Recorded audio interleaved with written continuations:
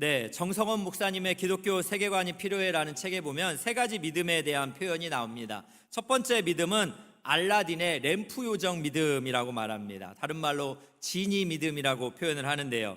애니메이션 알라딘에서 램프 요정 지니처럼 소원이 무엇인가요? 물을 때 원하는 것을 척척 해주는 믿음. 부자 되게 해주세요. 시험에 합격하게 해주세요. 주시옵소서. 이렇게 악센트를 넣어가지고 구하면 하나님이 주신다. 뭔가 하나님으로부터 따내려는 믿음, 이것을 여러분 알라딘의 램프 요정 믿음이다 이렇게 표현을 했습니다. 두 번째 믿음은 자판기 믿음이라고 합니다. 돈을 집어넣으면 이렇게 뭔가가 나오는 것처럼 하나님 앞에서도 조건이라는 거예요. 하나님 내가 이거 하면 하나님은 뭘 저한테 주셔야 됩니다. 이런 믿음이 조건식 믿음의 자판기 믿음이라 합니다. 세 번째 믿음은 개인 사물함 믿음이라고 표현을 했습니다. 개인 사물함에 물건을 넣어놓고 신경을 쓰지 않고 있다가 주일날 어떻게 해요? 다시 꺼내서 하나님 앞에 나오는 믿음이다라는 거죠. 여러분 참 이 세 가지 믿음 어떻게 생각하세요? 셋 다 문제가 있다라는 생각이 듭니다. 그러면 생각해 봤어요. 어느 쪽에 우리가 가까울까? 뭐 다 비슷비슷하지만 어떤 분들은 개인 사물함 믿음이 아닐까. 네, 예배 시간에 나가는 것과 동시에 믿음은 개인 사물함에다 놓고 아무데도 쓰지 않다가 주일날 예배 올 때 다시 꺼내는 그런 일이 있으면 안 되겠죠. 네, 뭐 즐겁게 표현했지만 좀 생각해 보면 묵상해 볼 수 있는 영역이 아닌가 싶은 생각이 듭니다. 여러분 인생은 시험의 연속이라고 합니다. 인생을 살아가는 게 참 만만치가 않아요. 우리의 대적 원수 마귀 사탄은 우는 사자처럼 삼킬 자를 찾다. 그러다 보니까 우리도 신앙생활 하다 보면 얼마나 공격을 많이 당합니까? 때로는 우리가 참 이렇게 유혹에 빠지기도 하고 때로는 하나님을 오해하기도 하고 여러 가지 시험에 드는 상황이 많이 있습니다.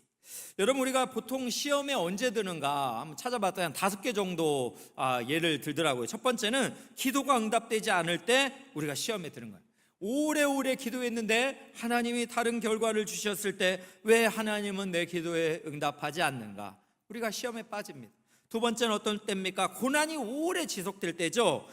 성실하게 신앙생활 해놨는데 고난, 질병, 가난, 관계 문제들이 해결이 안 될 때 왜 하나님은 나에게 이런 정말 예기치 못한 고난을 허락하시나? 시험에 든다 합니다. 세 번째, 의인이 고난을 받고 악인이 형통할 때 고난을 받습니다.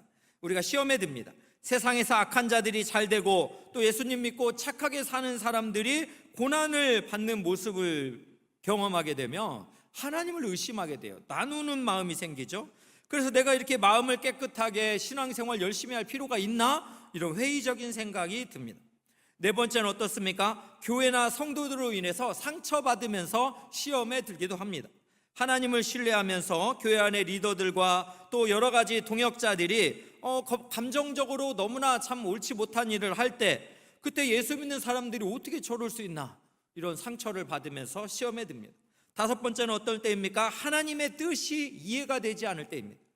인간의 이성과 논리로 하나님의 뜻을 다 이해할 수 없을 때 왜 나에게 이런 일이 일어나는가?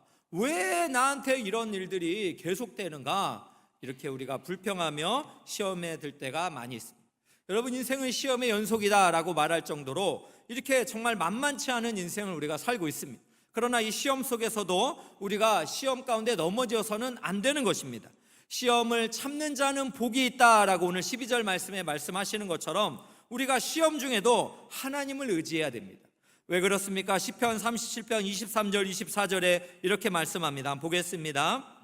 여호와께서 사람의 걸음을 정하시고 그의 길을 기뻐하시나니 그는 넘어지나 아주 엎드려지지 아니함은 여호와께서 그의 손으로 붙드심이로다. 여호와 하나님께서 우리 사람을 붙들고 계신다는 거예요.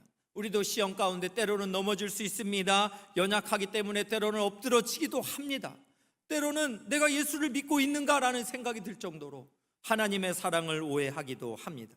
그러나 그때에도 여호와 하나님이 우리를 붙들고 계신다. 이 하나님의 은혜를 여러분 기억하시고 붙잡으시기를 주님의 이름으로 축복합니다. 그래서 여러분 오늘 말씀을 잘 살펴보면 야고보 사도는 속지 말라 그러고 있어요. 시험의 환경에 속지 말라는 거예요. 오늘 16절 보겠습니다. 내 사랑하는 형제들아 속지 말라 속지 말라. 여러분, 이 속지 말라라는 말이 생각나서 최근에 여러분 사람들이 많이 좋아하는 드라마 이름이 있더라고요. 폭삭 속았수다. 폭삭 속았수다. 그래서 폭삭이 원래 완전히 아주 심하게 속았수다가 속았어요라고 제주도 방언이라고 해요. 그래서 제가 1부 때 이 얘기를 했더니 1부 마치고 많은 분들이 오셔서 저한테 그럽니다. 목사님, 그 의미가 아니에요. 제주도 방언으로 매우 수고하셨습니다, 이런 의미예요. 드라마를 안 봐가지고 제목만 봤더니 폭삭 속았수다. 여러분, 폭삭 속고 사시는 분 있으세요 혹시? 네, 우리가 시험 가운데 폭삭 속으면 안 돼요. 하나님을 잘 이해한다면 우리가 하나님의 사랑에 폭삭 빠졌소다. 좀 비슷했나요? 폭삭 빠졌수다라고 우리가 좀 이렇게 변화되어지면 좋겠습니다. 그래서 저는 오늘 본문에서 하나님 아버지는 어떤 분이신가 먼저 한 2가지 살펴보고, 그러면 우리는 어떠한 삶을 살아야 되는가, 이렇게 좀 결론을 내리고 싶습니다. 첫 번째, 하나님 아버지는 어떤 분이신가? 하나님은 항상 선하신 분입니다. 여러분, 여기서 포인트는 어디에 있습니까? 항상이에요. always예요. 항상이에요. 어떠한 상황, 어떠한 형편이든지 하나님은 항상 선하십니다. 아멘이십니까? God is good이에요. all the time이에요. 하나님 항상 선하십니다. 여러분, 야고보서 1장에 나오는 이 시험이라는 단어는 헬라어로 페이라스모스라는 단어인데 여러 가지 의미가 있습니다. 그런데 크게 2가지로 쓰인 것을 보면 시련과 유혹으로 구별을 할 수가 있습니다. 그런데 하나님은 시련을 주시고, 그리고 사탄은 유혹을 하는 것입니다. 그래서 여러분, 하나님은 시련을 주세요. 그래서 이 시련을 통해서 우리에게 원하는 목표가 있죠. 우리가 지난주에 살펴본 것처럼 믿음의 시련을 통해서 인내와 성숙의 열매를 맺게 하십니다. 그래서 여러분, 창세기 22장을 보면 하나님이 아브라함을 시험하사 그러면서 아들을 바치게 하시잖아요. 결국 여호와를 경외하는 자로 아브라함을 인정하십니다. 이렇게 하나님이 주시는 이 시련은 우리를 성장하게 하시려는 거룩한 목표가 있습니다. 그런데 사탄은 어떠합니까? 사탄은 우리를 유혹하는 거예요. 영어로 temptation이라고 표현할 수 있겠죠. 사탄이 유혹하는 것은 목적이 있습니다. 우리를 멸망시키고자 하는 거예요. 그래서 창세기 3장을 보면 사탄은 아담과 하와를 유혹합니다. 하나님의 말씀에 반드시 죽지 않는다라고 이렇게 거짓으로 이야기합니다. 그래서 그들이 아담과 하와가 범죄하게 만들죠. 여러분, 이렇게 참 이 시험이라는 단어는 시련과 유혹이라는 2가지로 나누어진다라는 것을 생각을 해볼 때, 우리가 지금 겪고 있는 것이 어떤 것인가를 생각해 보면서 우리는 결론적으로 야고보가 말하는 대로 하나님은 선하시다라는 것을 인정해야 됩니다. 오늘 말씀 13절 보겠습니다. 사람이 시험을 받을 때 내가 하나님께 시험을 받는다 하지 말지니 하나님은 악에게 시험을 받지도 아니하시고 친히 아무도 시험하지 아니하시느니라. 오늘 말씀 13절 14절에 나온 이 시험이라는 단어는 유혹이라는 의미를 가지고 있습니다. 하나님은 이렇게 유혹을 받지도 않고 친히 아무도 유혹하지 않는다라는 것, 이건 사탄, 마귀적인 악한 자들이 하는 거지 선하신 하나님은 절대로 그렇게 하지 않는다라는 것을 본문이 우리에게 말씀하고 있는 것입니다. 또 14절에도 한번 보겠습니다. 오직 각 사람이 시험을 받는 것은 자기 욕심에 끌려 미혹됨이니. 우리가 시험을 받는 것은 자기 욕심이 끌려서 미혹됨이다라고 분명히 말씀을 하고 있습니다. 그렇습니다. 우리가 이렇게 유혹을 받는 것은 결국 자기 욕심 때문에 그래요. 여러분, 우리가 창세기 3장을 보면 이제 사탄의 유혹을 받은 아담과 하와 이야기가 나오죠. 그들이 선악을 알게 되면서 하나님 앞에 숨게 됩니다. 하나님께서 어찌하여 먹었느냐라고 물었을 때 그때 하와가 뭐라고 합니까? 사탄이 나를 꾀하여서 그랬다. 사탄한테 이렇게 책임을 전가하면서 사탄에게 핑계를 대고 있습니다. 여러분, 이것이 인간의 모습이에요. 아담한테 하나님이 묻죠. 너는 왜 그랬냐라고 물어보니까 아담은 뭐라 말합니까? 이 여자가 나한테 먹으라고 줘가지고 그랬다. 그러면서 이 여자를 누가 줬어요? 하나님이 주셨잖아요. 그러니까 하나님이 주신 이 여자가 나에게 선악과를 줬기 때문에 내가 악을 범했습니다. 핑계를 지금 누구한테 대는 거예요? 악과 하나님에게 대고 있습니다. 여러분, 이렇게 인간의 본성은 남에게 책임을 전가하는 것이 우리의 자연스러운 본능입니다. 그래서 남 탓하는 것이 쉬워요. 너 때문이야. 너 때문에 우리 가정이 어려워졌어. 너 때문에 우리 아이가 어떻게 됐어. 너 때문에 우리의 경제가 어려워졌고 우리의 부모님들이 아픈 거야. 이렇게 남 탓하며 지내는 것이 여러분 우리 인간의 본성입니다. 타락한 인간의 본성 앞에서 우리가 붙잡을 건 뭐예요? 선하신 하나님이에요. 하나님은 우리를 그렇게 참 유혹하지 않으십니다. 하나님에게는 절대 선만이 존재하십니다. 하나님은 절대 선만 존재하시는 것뿐만 아니라 하나님은 어떤 분이십니까? 우리를 도우실 수도 있는 분이에요. 그것을 알 수 있는 말씀이 어디에 있습니까? 히브리서 2장 18절. 히브리서 2장 18절 보겠습니다. 그가 시험을 받아 고난을 당하셨은즉 시험 받는 자들을 능히 도우실 수 있느니라. 우리 예수님은 어떤 분입니까? 시험을 이 땅에서 고난을 이렇게 받았어요. 그러나 시험은 받으셨지만 예수님은 죄가 없으시고 우리 예수님은 어때요? 능히 도우실 수 있다라고 우리에게 말씀하고 있습니다. 그러므로 사랑하는 귀한 우리 형제자매 여러분, 시험 중에 있으십니까? 사탄의 유혹에서 낙심하신 분이 있습니까? 우리를 도우시고 친히 우리와 함께 하시는 우리 선하신 하나님을 붙들면서 다시 일어서시기를 주님의 이름으로 축복합니다. 여러분, 두 번째로 하나님 아버지는 어떤 분이신가? 하나님 아버지는 좋은 것을 주시는 아버지다라는 것이에요. 하나님은 우리에게 좋은 것을 주시는 분입니다.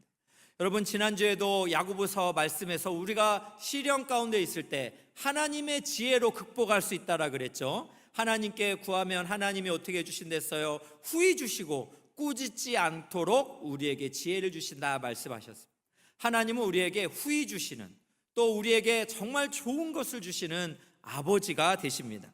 그것을 확인할 수 있는 부분이 오늘 17절 말씀인데 한번 살펴보겠습니다. 온갖 좋은 은사와 온전한 선물이 다 위로부터 빛들의 아버지께로부터 내려오나니, 이 17절을 잘 보시면 온갖 좋은 은사, 온전한 선물입니다.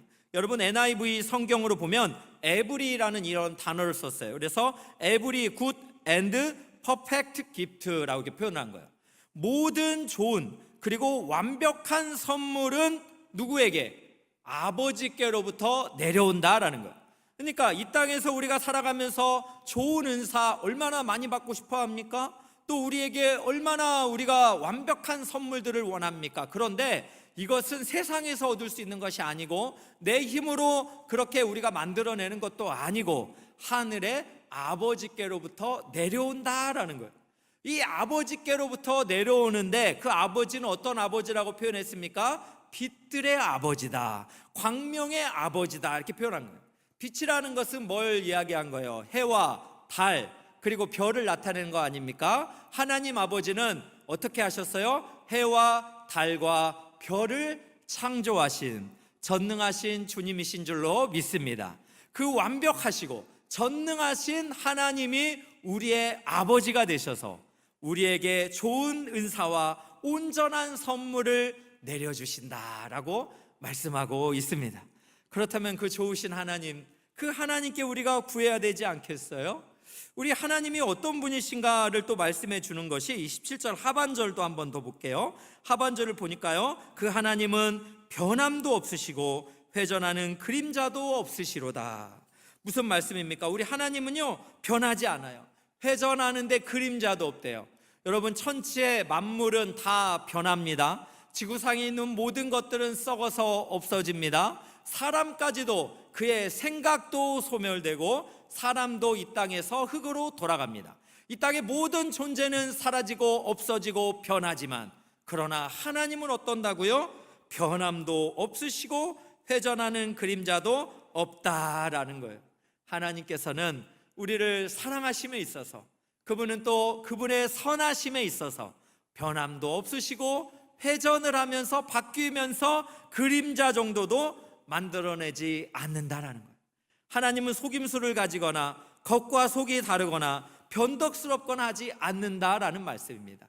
그 하나님이 우리의 아버지요 빛들을 창조하신 창조주가 되십니다.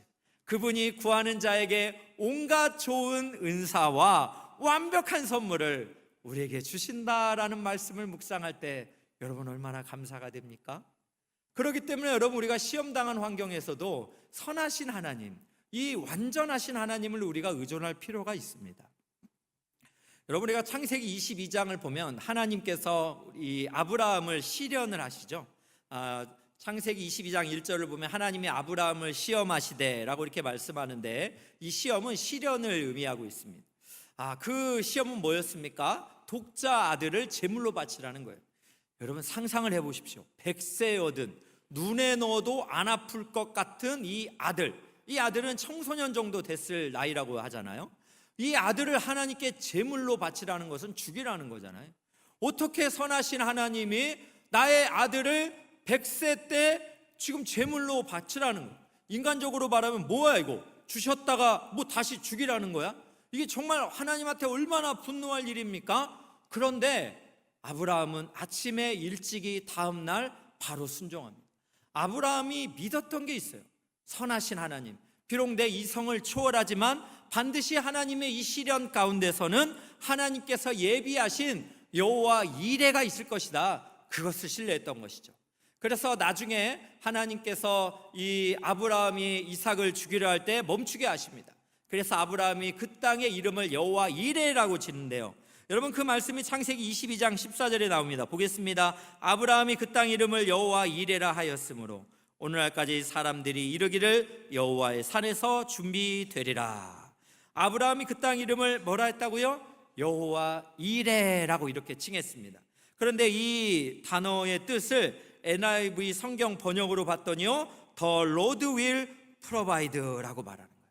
우리 주님께서 공급할 것이다 라는 믿음입니다.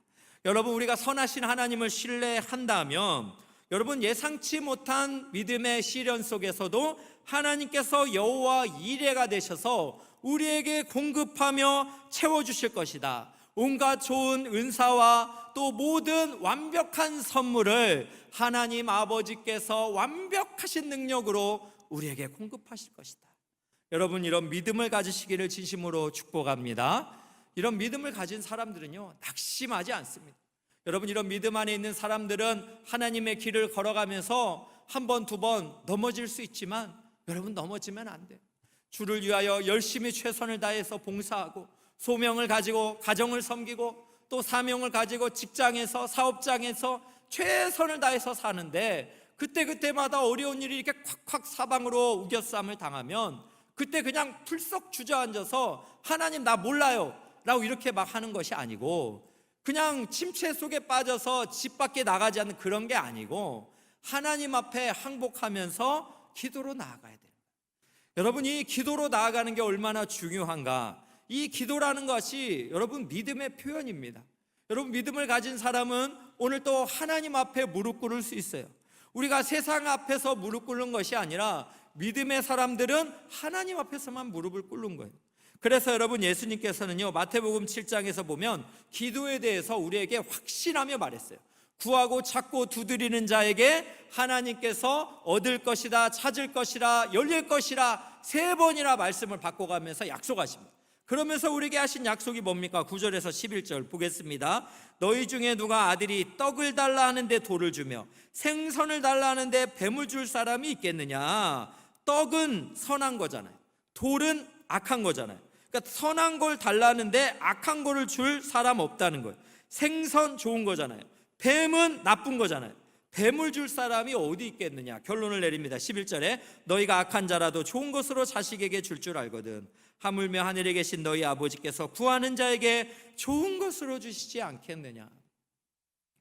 여러분, 악한 자라도 이렇게 좋은 것으로 구하는 자에게 주는데 하늘 아버지께서 구하는 자에게 그 선하신 하나님, 그 모든 것을 주실 수 있는 빛들의 아버지, 그분이 우리에게 가장 좋은 것을 주시지 않겠습니까? 우리도 이런 아브라함과 같은 이 시련 속에서 믿음이 회복되어지기를 원합니다. 우리 사랑하는 성도님들도 보면 신앙생활 하다 보면 아까 처음에 이야기한 것처럼 기도 응답이 잘 안 되거나 또 고난이 지속되거나 또 악인이 형통하게 될 때 여러분, 너무나 우리가 시험에 빠질 때가 있습니다. 그때는요, 여러분, 갈 바를 알지 못하고 나아가는 아브라함, 또 하나님의 말씀이라면 순종했던 아브라함처럼 우리에게도 그렇게 순종하며 하나님의 큰 그림을 기대하며 우리가 한 걸음 한 걸음 믿음으로 걸어가야 됩니다. 여러분, 이것을 참 제가 또 깨닫게 된 것이 있다면, 지난주에 제가 월요일 날 그 승부라는 영화를 봤습니다. 여러분들도 한번 기회 되시면 보셔도 좋을 것 같은데, 그림을 한번 보여주시면, 여러분, 이 영화를 보면서 좋았던 것은 사실 이 조훈현이라는 바둑의 프로 기사의 이야기잖아요. 실화를 바탕으로 만든 영화인데, 그런데 참 보면서 두 가지 생각이 들었어요. 하나는 나도 참 조훈현 프로 바둑 기사에게 이창호라는 제자가 있었던 것처럼 살면서 예수님의 제자를 세워간다면 하나님이 정말 기뻐하시고 이건 정말 영광이 없겠다, 이런 생각이 좀 들었습니다. 또 하나 제가 이 바둑을 보면서 느끼는 것은, 지난주에 말씀드린 것처럼 이 프로들은요 몇 수를 앞서서 봐요. 큰 그림을 보면서 바둑을 둔다는 거죠. 여러분, 바둑의 세계에는요 사석이라는 거 있대요. 죽은 돌, 죽을 돌이래요. 죽을 돌. 그래서 사석 작전이라는 게 있답니다. 그래서 상대하고 이렇게 대할 때 이렇게 죽이는 돌이 있대요.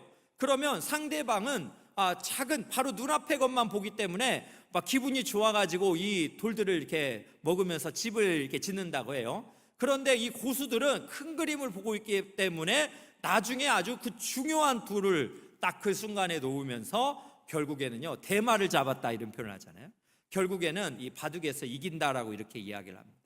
여러분, 이처럼 우리가 참 인생을 살아갈 때 우리는 하수들이에요. 그래서 눈앞에 보이는 환경들이 전부라고 생각이 드니까, 이해가 되지 않으니까 자꾸 하나님을 의심합니다. 여러분, 그런데 어거스틴이라는 신학자가 이전에 이런 말을 했잖아요. 내가 인간의 이성으로 다 이해되어지는 하나님은, 그 하나님은 만들어진 신일 것이다 라는 거예요. 왜냐하면 피조된 존재가 우주를 창조하신 하나님을 완벽하게 이성으로 이해하겠다라는 것은, 그것은 불가능한 일이고 그것은 인간이 만들어낸 신에 불과하다. 그렇기 때문에 나는 이해되지 않기 때문에 하나님을 신뢰한다, 이런 표현을 했습니다. 여러분, 그렇습니다. 우리는 이해되지 않기 때문에 하나님을 믿는 거예요. 하나님께서는 우리에게 이해시키기 위해서 계시, 즉 성경의 말씀을 우리에게 주신 것이고, 우리는 마음을 열고 그 성경의 말씀에 기록된 대로 우리는 신뢰하면서 순종하면서 이 땅을 걸어가고 있는 것입니다. 그러므로 사랑하는 귀한 성도 여러분, 우리 하나님은 선하신 하나님이신 줄로 믿으시기를 축복합니다. 또 우리 하나님은 우리에게 가장 좋은 것을, 우리 인생의 큰 그림을 보시며 가장 좋은 것을, 내가 좋아하는 것이 아니에요, 하나님이 가장 좋다고 생각하는 것을 우리에게 주시는 분이십니다. 여러분, 이해가 되지 않아도 그 하나님의 신실하심을 붙잡으면서 믿음으로 나아가시기를 주의 이름으로 축복합니다. 그렇다면 사랑하는 성도 여러분, 우리가 이렇게 하나님의 선하심 그리고 하나님의 신실하심을 신뢰한다면 우리는 이 땅에서 어떻게 살아가야 할까요? 여러분, 그 드라마를 보면 인기 있는 드라마들의 이 공통점이 있습니다. 그게 뭔지 아세요? 한 두 가지 있는 것 같아요. 제가 보기에 첫 번째는 출생의 비밀.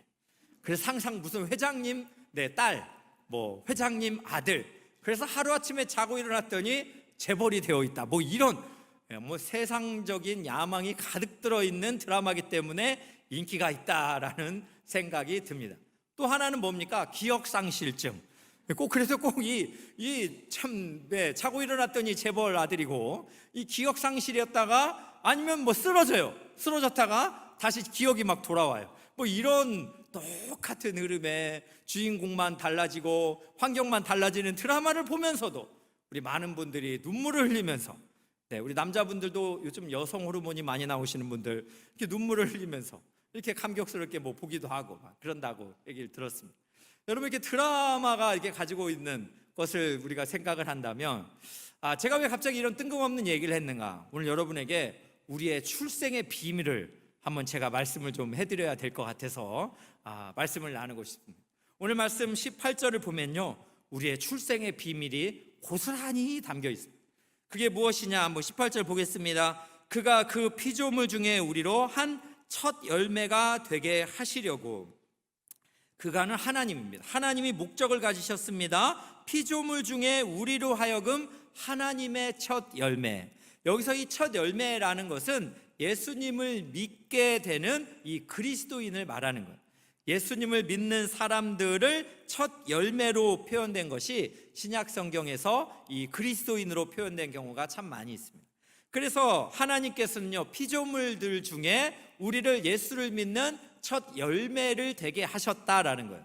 그런데 그렇게 하시려고 어떻게 했다는 거예요? 자기의 뜻, 즉 하나님의 뜻을 따라서 무엇으로? 진리의 말씀으로 우리를 낳으셨다라는 거예요. 그러니까 우리는 어떻게 출생을 하게 된 거예요? 하나님의 뜻을 따라 무엇으로? 진리의 말씀으로 태어났다라는 거예요. 여기서 이 진리의 말씀이 무엇인가? 또 여러분 신약 성경을 잘 살펴보면 진리의 말씀은 바로 복음을 이야기하고 있습니다. 즉 진리의 말씀 복음으로 우리를 낳으셨다는 것입니다. 여기서 우리는 또 누구일까요? 오늘 야고보서 1장 1절에 야고보서의 수신자는 흩어져 있는 12지파입니다. 예수 그리스도의 복음을 받은 이스라엘의 새로운 공동체를 말하는 거죠. 이것은 신약 시대의 교회 공동체를 말하고 있습니다. 그러니까 정리를 해보면 하나님의 뜻을 따라 진리의 말씀, 즉 복음으로 하나님은 우리 교회, 즉 우리 자신을 낳으셨다라고 말씀합니다. 이렇게 우리를 낳으시면서 우리가 피조물들 중에 첫 열매가 되게 하셨다라고 오늘 18절은 우리의 출생에 대해서 이렇게 말씀합니다. 여러분 감격스럽죠? 우리가 복음, 진리의 말씀으로 우리가 하나님의 뜻을 따라, 이게 내 의지가 아니에요. 내 열심도 아니에요. 야고보서에서 정말 중요한 것은 하나님의 뜻으로 우리가 복음으로 새 사람이 되었다라는 거예요. 야고보서가 여러분 우리가 교훈집으로 착각을 할 때가 있어요. 행함만 강조한다라는 생각이 드는데 이제 다음 주부터 보면 이제 하나님의 이 진리의 말씀 복음으로 새롭게 태어난 우리는 어떻게 살아야 되는가가 이제 다음 주에 우리가 다룰 내용이라면 야고보서에서 가장 핵심적인 내용은 뭡니까? 하나님의 뜻을 따라 우리가 진리의 말씀으로 태어났다는 거예요. 여러분 실제적으로 창세기 1장을 보면 하나님께서 우리를 어떻게 창조하셨습니까? 세상은 하나님이 말씀으로 창조했지만 사람은 흙으로 빚으시고 그 코에 생기를 부으셨습니다. 그런데 하나님께서 우리를 복음으로 다시 낳으셨다라는 말은 무엇입니까? 예수 그리스도의 십자가의 복음, 그 진리의 말씀으로 우리를 새롭게 태어나게 하셨다라는 말씀입니다. 여러분 우리가 다시 살아나게 된 것은 우리 하나님의 전적인 은혜인 줄로 믿습니다. 이 은혜를 기억한다면 우리는 이제 진리의 말씀, 복음의 말씀 안에서 우리가 삶을 살아가야 되는데요. 그러면 어떤 열매를 맺으며 살아가야 되는가? 어떤 열매를 맺어야 되는지를 우리가 15절 말씀과 보통 인간들이 맺는 열매와 우리 그리스도인, 즉 첫 열매가 맺어야 될 열매들, 다음 열매들을 제가 비교를 해드리겠는데요. 오늘 15절 말씀 보겠습니다. 욕심이 잉태한 즉 죄를 낳고 죄가 장성한 즉 사망을 낳느니라. 여러분 여기서 주어는 각 사람이에요. 각 사람, 인간은 욕심, 즉 자기의 뜻이죠. 자기의 뜻으로 뭘 낳았어요? 죄와 사망을 낳습니다. 여러분 사람은 한계를 가지고 있습니다. 인간은 자기의 뜻으로 결국 욕심으로 낳고자 하는 게 죄와 사망이라는 이 실패예요. 실패. 그런데 하나님은 어떻게 하셨습니까? 오늘 18절 보면 그가 하나님이 자기의 뜻을 따라 진리의 말씀 복음으로 우리를 낳으셨다 이렇게 말씀해요. 그러니까 그리스도인의 인생의 공식은 하나님이 주어가 하나님이죠. 그리고 무엇입니까? 하나님의 뜻, 바로 진리의 말씀 복음입니다. 복음으로 무엇을 낳았습니까? 우리를 낳았다라는 거예요. 근데 여러분 잘 대조를 해본다면 15절을 먼저 보여주면 각 사람은 욕심과 그로 인해서 죄와 사망이라는 열매를 맺었죠. 그러면 18절을 그리스도인의 인생 공식을 보여주면 하나님은 하나님의 뜻으로 뭘 낳아야 돼요? 대조를 한다면 죄의 반대는 의고 사망의 반대는 생명입니다. 그러니까 표현을 하면 하나님은 하나님의 뜻으로 무엇을 낳아야 돼요? 의와 생명을 낳아야 되는데 지금 뭘 낳았다고 그럽니까? 우리를 낳았다라고 말씀하고 있는 거예요.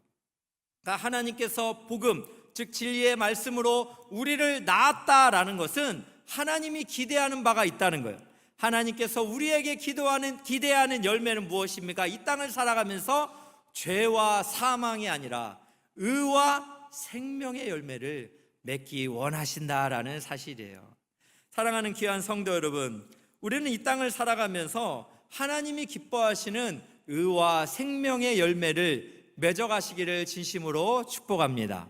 출생의 비밀을 알았다면 여러분, 우리에게 어울리지 않는 죄와 사망 속에 살면 안 돼요. 욕심에 잉태되어서 오늘 또 세상 사람들이 요구하는 성공과 명예, 거기에 취해 있기보다는 오히려 우리가 진리의 말씀, 복음으로 나음을 입었기 때문에 우리는 의와 생명을 위해서 살아가야 한다라는 거예요. 여러분, 이것을 우리가 알 수 있는 말씀이 무엇입니까? 여러분, 그 누가복음 말씀을 보면 예수님께서 그 70인을 파송을 했죠. 전도를.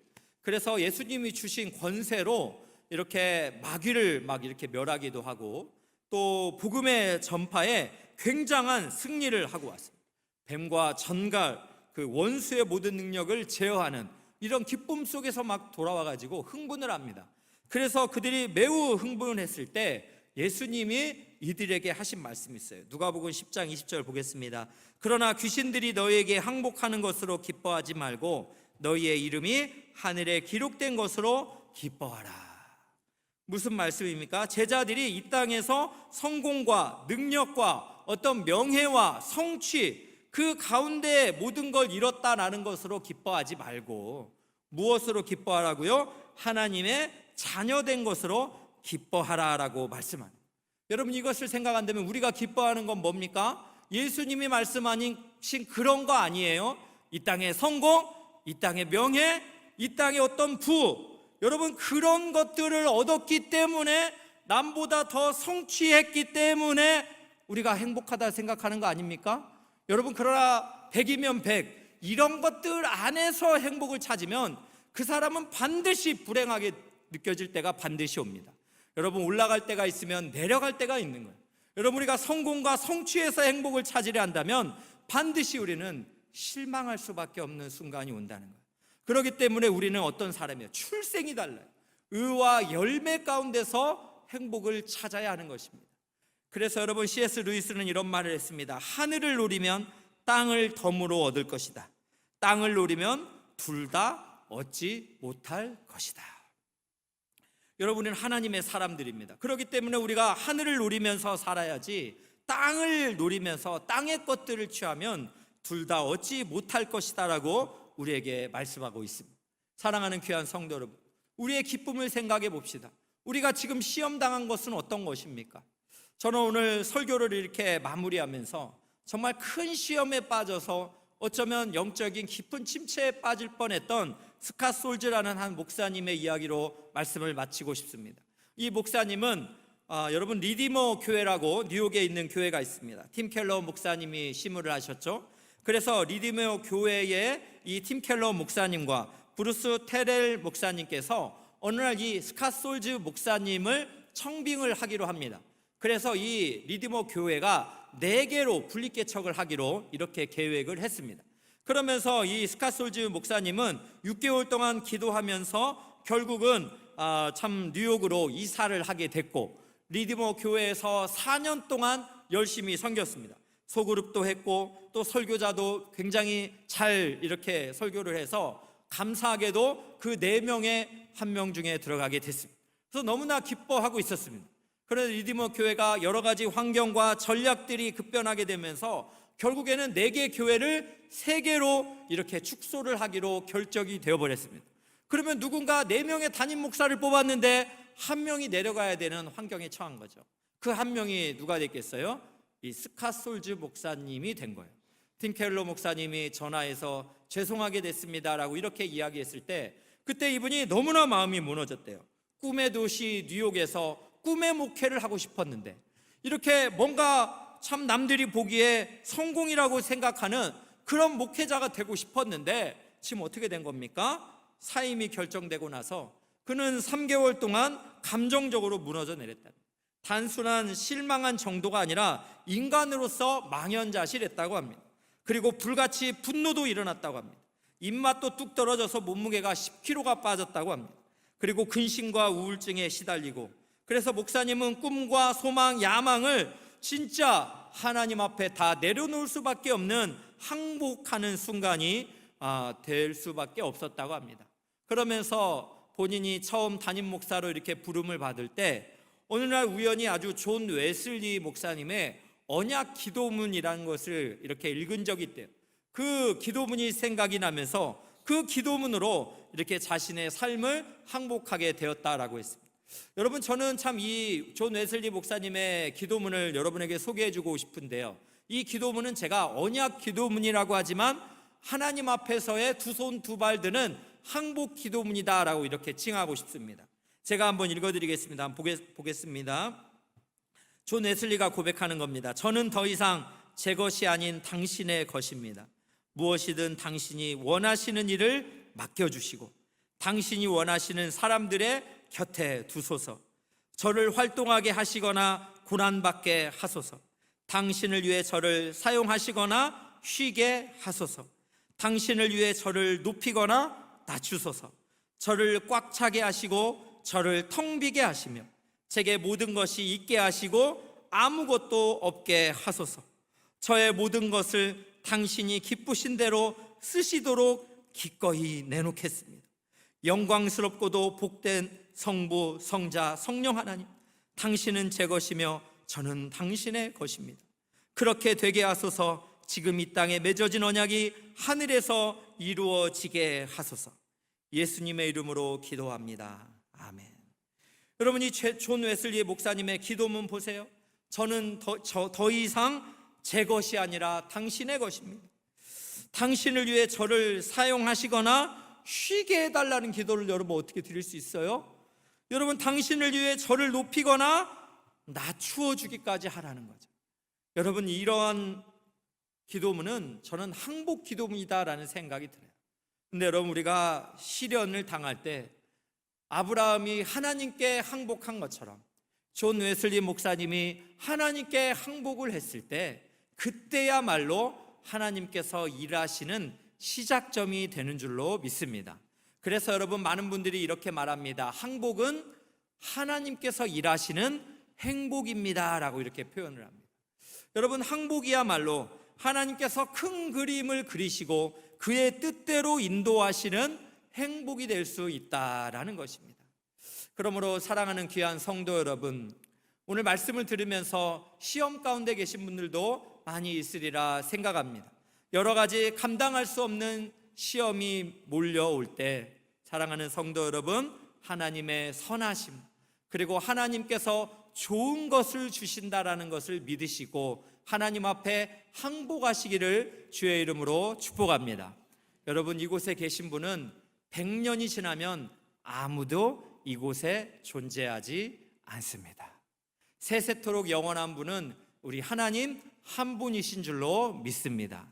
세상은 변화도 영원한 사랑으로 변하지 않는 그 하나님을 의지하시면서 모든 시험 속에서도 여러분 넉넉히 인내하시고 아름다운 성숙의 열매를 맺으시기를 주님의 이름으로 축복합니다.